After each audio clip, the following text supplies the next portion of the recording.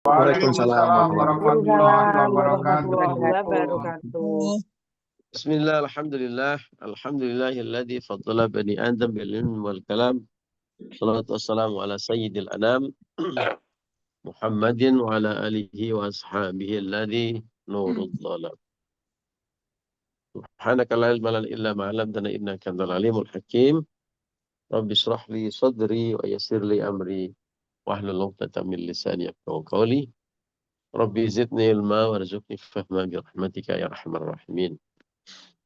لرضا الله ولشفاعة رسول الله ولكل نيتنا الصالحة. الفاتحة. أعوذ بالله من الشيطان الرجيم. بسم الله الرحمن الرحيم. Bismillahirrahmanirrahim. الحمد لله رب العالمين الرحمن الرحيم مالك يوم الدين.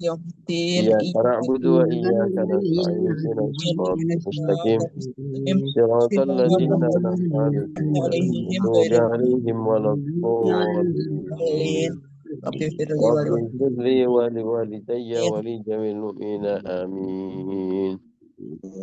Bapak Ibu dan teman-teman rahimakumullah. Alhamdulillah. Pagi hari ini kita bersama-sama bisa bersilaturahmi dan ngaji. Anugerah Allah yang sangat luar biasa. Kita mendapatkan hidayah, anugerah, nikmat yang sangat mahal harganya, dan juga inayah atau pertolongan Allah Subhanahu wa taala. Sehingga ringanlah hati dan tangan langkah kita semuanya menuju majelis mulia, majelis silaturahmi dan majelis ngaji. Di mana salah satu fadilah ngaji adalah malaikat turun menemani kita, membagi rahmat Allah dan juga mengaminkan doa-doa kita. Maka qabullah doa orang-orang di majelis ngaji. Jadi jangan lupa Bapak Ibu berdoa sambil ngaji, sambil banyak-banyak berdoa kepada Allah, memohon kepada Allah. Salah satunya adalah doa mau tidur. Ya, insya Allah nanti dikabulkan. Allahumma amin. Tidur jadinya. Enggak lah, Pak. Loh, daripada tidur nggak berdoa kan lebih baik tidur sudah berdoa dulu kan. Baik, kita doakan juga yang sedang dalam perjalanan mudik, Pak Aris dan keluarga, Lancar. Pak Faisal dan keluarga, dan juga mungkin saudara-saudara kita yang lain dimudahkan safarnya, selamat dalam perjalanan, dan tentu Amin. bahagia berjumpa dengan keluarga. Amin. Amin. Bisa menikmati opor bersama keluarga dan rendang bersama keluarga. Ya. Berbahagialah orang-orang yang bisa berkumpul bersama keluarga sambil menikmati opor dan rendang. Lebih berbahagia lagi kalau mendapatkan kiriman opor dan rendang dari para jamaah sekalian. Amin. Amin. Ngarepnya itu, Mengharapkan. Iya. Baik. Kita lanjutkan ngaji kita pagi hari ini. Nasaihul ibad. Kita sudah sampai di mana Bu Maimunah? Ya Ustadz, kemarin kita masuk kepada rahasia malam Lailatul Qadar. Yang pertama rahasianya kita harus mengimani bahwa Lailatul Qadar itu pasti ada. Di malam Lailatul Qadar itu turun malaikat ke bumi. Yang ketiga, di malam Lailatul Qadar itu turunnya Al-Quran dari Allah ke langitnya manusia.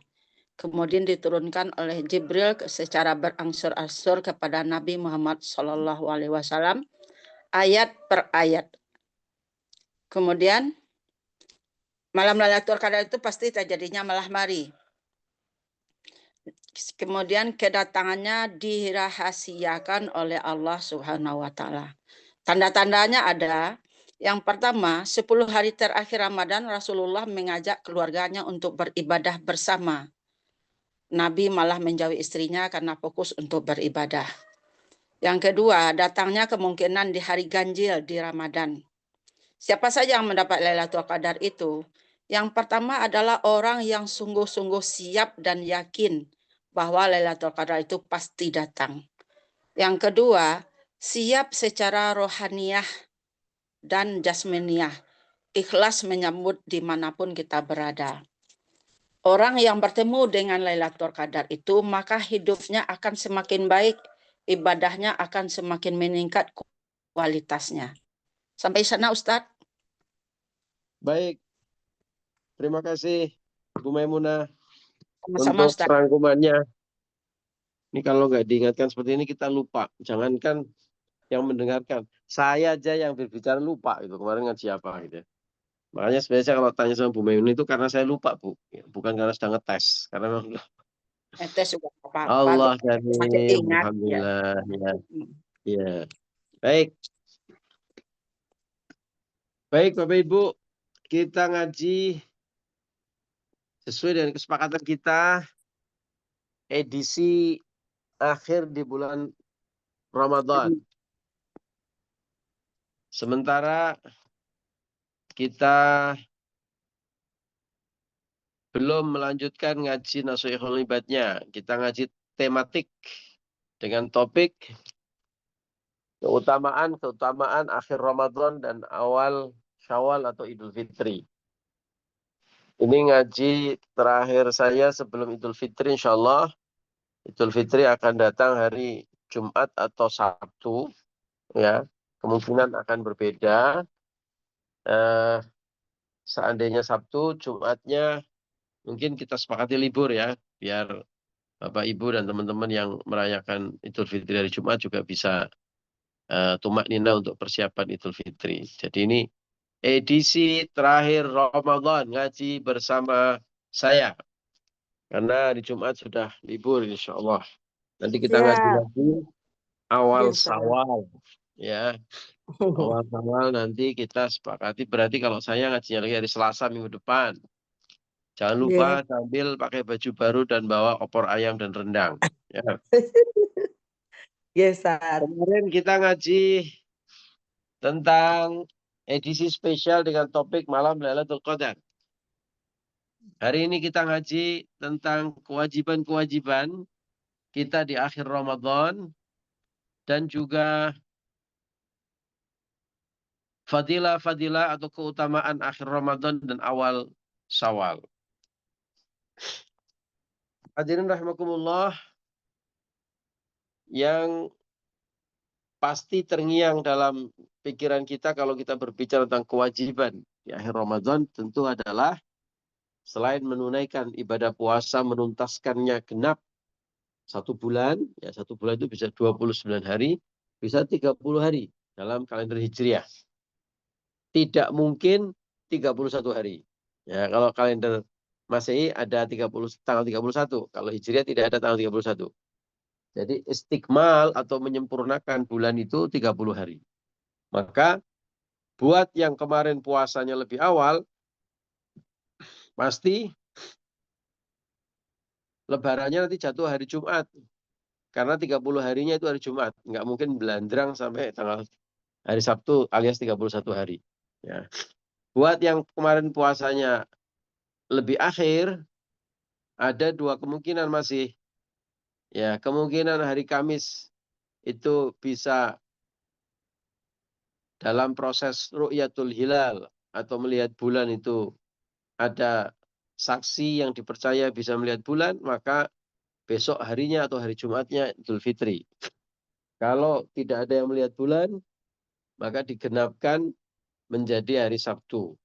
Secara teoritis, hitung-hitungan hisab, ya, secara hitung-hitungan matematis, bulan masih belum mungkin dilihat di Indonesia.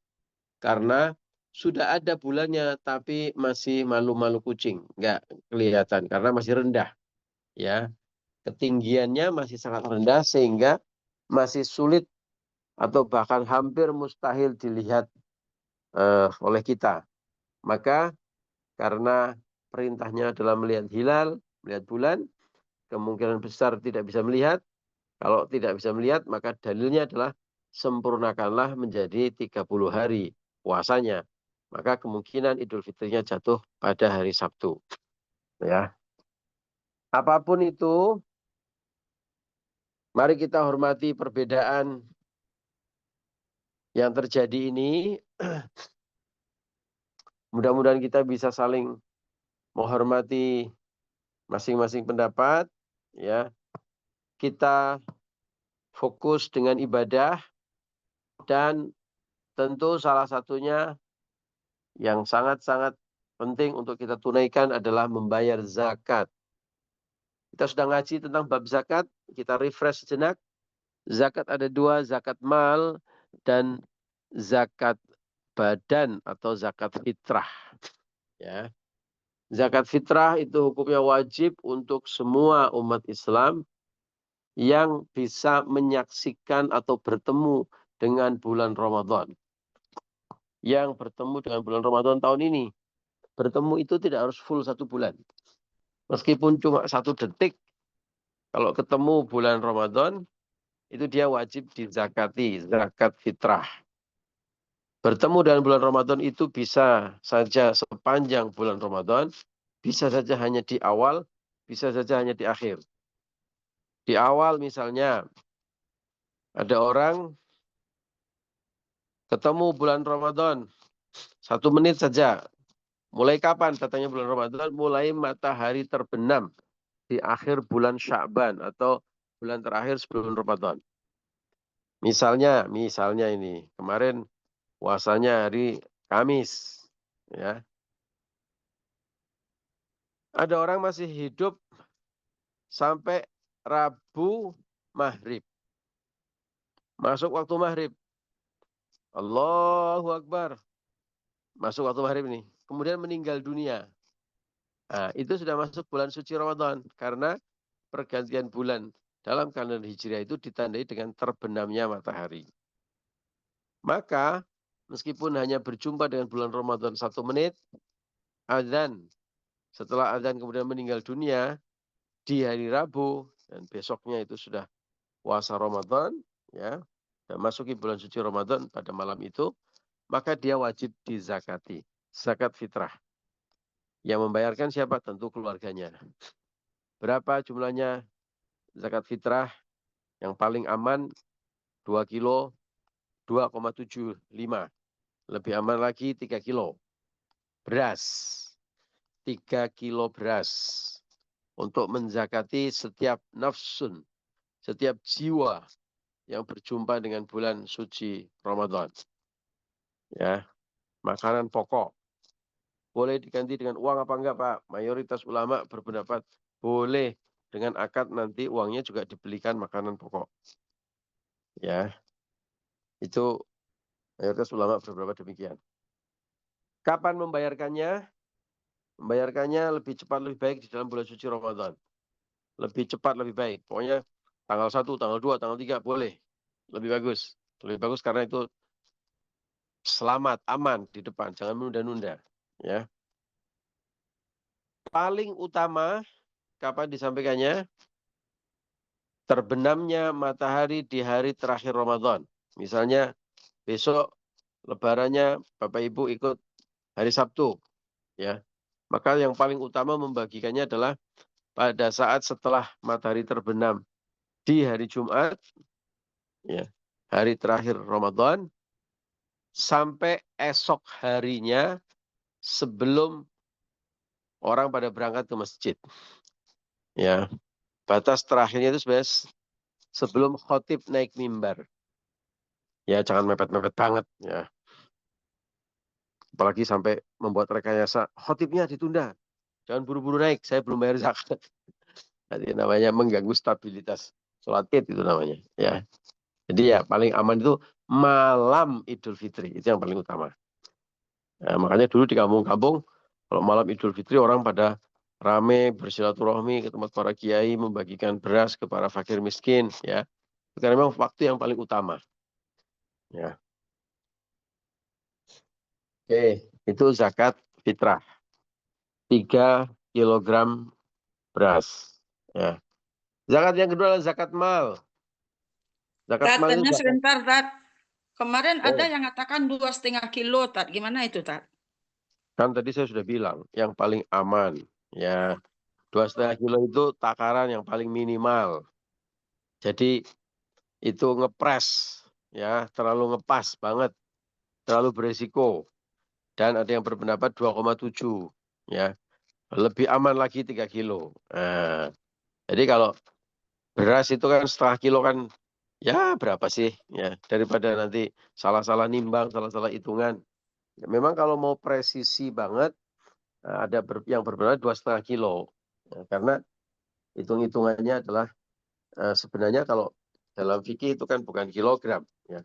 Kalau dalam fikih itu karena zaman dulu ya itu pakai sok dan mud, ya. Ya, jadi kan sekarang kan nggak populer sok dan mud gitu ya. Kalau mau aman ya eh, paling aman itu 2,7 kilo, lebih aman lagi kalau 3 kilo, ya. Ya, makasih, Hitung-hitungannya, Tat. Mm. ya, biar tidak ngepres banget, ya. Baik, kita lanjutkan zakat fitrah.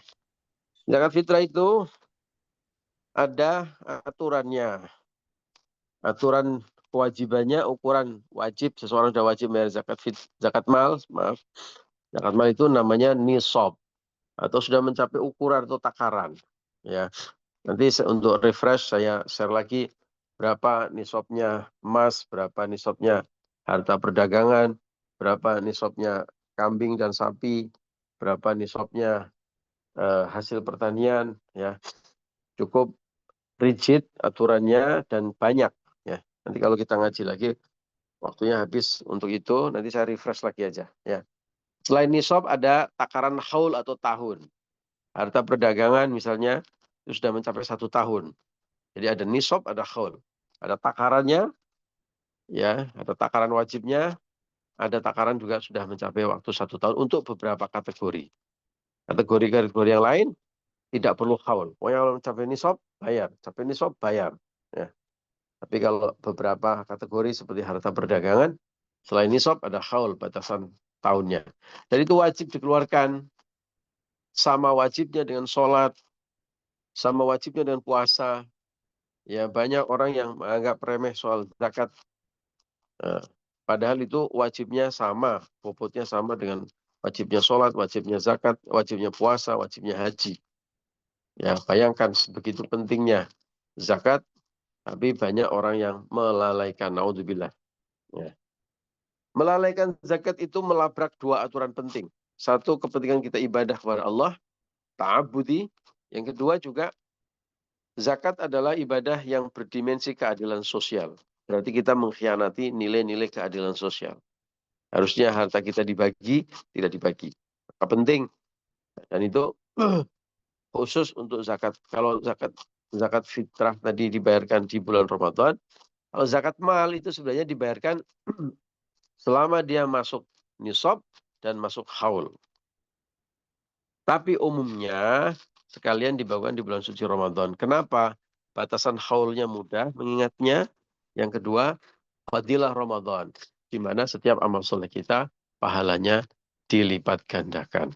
Ya, mari yang belum bayar zakat fitrah, mumpung di hari-hari terakhir Ramadan, ayo dihitung. Ya, kalau butuh asisten untuk menghitung, silakan hubungi 0811 8582 275 alias nomor saya sendiri. Ya, untuk membantu menghitung saja. Nanti silakan dikeluarkan kemana, monggo serah. Oke, baik. Itu tentang zakat. Kemudian yang kedua, tentu di bulan suci Ramadan kita juga mendapatkan kesempatan untuk melipat gandakan semua amal soleh dan pahala kita. Ya, makanya di detik-detik akhir ini, yuk kita manfaatkan setiap waktu, setiap detik, setiap menit untuk menambah pundi-pundi amal kita. Waktunya sudah tidak banyak lagi. Bayangkan kalau Bapak Ibu dulu masih bekerja, ngejar omset, ngejar poin, ya, ada insentif, mau jalan-jalan ke mau umroh misalnya, atau mau jalan-jalan ke Eropa gitu.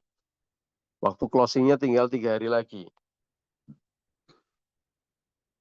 Dan Bapak Ibu punya kesempatan yang sudah pasti strike, ya pasti mau bisa menghasilkan poin, ya asal Bapak Ibu mau presentasi, asal Bapak Ibu mau kerja, pasti dapat. Apa yang akan Bapak Ibu lakukan? Pasti akan ngebut, ya akan memanfaatkan waktu sebanyak-banyak. Ayo cepat kejar poin gitu.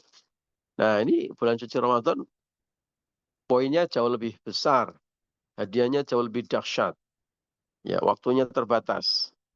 Maka merugilah orang-orang yang sibuk dengan urusan-urusan duniawi di akhir Ramadan, ya sibuk belanja, sibuk kesana kemari, ya. Sementara waktu untuk ngumpulin poin itu berjalan terus dan semakin habis. Tidak dimanfaatkan sebaik mungkin untuk mengumpulkan pundi-pundi poin kita. Nah, dari mana poin itu datang? Ya dari amal ibadah kita.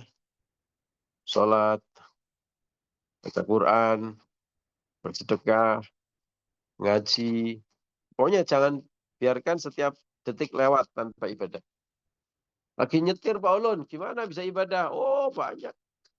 Bisa sambil ngaji seperti ini. Selesai ngaji nanti bisa mendengarkan rekamannya di YouTube. Ngaji dengan ustadz yang lain, dengarkan murotal, dengarkan nasyid. Ya, banyak-banyak berzikir. Pokoknya jangan biarkan detik demi detik ini lewat tanpa ibadah. Itu poin penting yang harus kita maksimalkan di akhir-akhir Ramadan ini. Berikutnya tentu adalah silaturahmi. Ya, silaturahmi ini juga menjadi bagian dari ibadah yang pahalanya berlipat ganda, terutama kepada keluarga dekat kita, kepada bapak ibu kita, kepada sanak saudara, termasuk juga ziarah ke makam-makam leluhur kita. Ya, tidak ada spesifik ajaran dan aturan ya ziarah di akhir Ramadan, tetapi spirit silaturahmi dan spirit untuk mendoakan orang tua serta keluarga besar itu tentu di momen Ramadan ini menjadi amalan yang penting untuk kita lakukan bersama-sama. Berikutnya, Ramadan habis, ya kita tentu sedih berpisah dengan Ramadan, dengan bulan yang penuh anugerah ini, dengan penuh ampunan, bersedih karena berpisah dengan bulan yang begitu banyak pahalanya dan berkahnya untuk kita semuanya. Ya, maka marilah kita lepas dengan doa di akhir Ramadan. Selain bersedih, tentu kita bersyukur karena kita telah mendapatkan anugerah dipertemukan dengan bulan suci Ramadan. Ya, maka akhirilah bulan suci Ramadan dengan tafakur, membaca Al-Quran, berdoa, bersujud, syukur kepada Allah telah dipertemukan dengan bulan suci Ramadan, dan berdoa, taqabbalallahu minna wa minkum. Taqabbal ya karim. Allahumma taqabbal minna siyamana wa salatana wa khusyu'ana wa tadarru'ana. Ya Allah, terimalah amal ibadah kami selama bulan suci Ramadan ini. Bersyukur telah dipertemukan dengan bulan suci Ramadan dan berdoa agar bisa dipertemukan dengan bulan suci Ramadan tahun depan. Itu cara berpisah yang paling indah dengan bulan suci Ramadan. Pas maghrib nanti terakhir di bulan suci Ramadan. Kemudian Bapak Ibu, malam harinya malam Idul Fitri. Ya. Banyak orang yang lalai. Banyak orang yang lupa. Seolah-olah begitu masuk malam Idul Fitri, aku bebas tidak sholat tarawih. Nah, dikiranya sudah kemarin ngebut mengejar Lailatul Qadar, malam itu malam leha-leha. Menikmati kebersamaan bersama keluarga, makan, minum, cekakak cekiki, ya cerita kanan kiri. Jangan salah. Ya. Malam Idul Fitri juga menjadi salah satu malam yang istimewa untuk beribadah. Ya, malam Idul Fitri juga adalah salah satu malam yang sangat makbul untuk berdoa.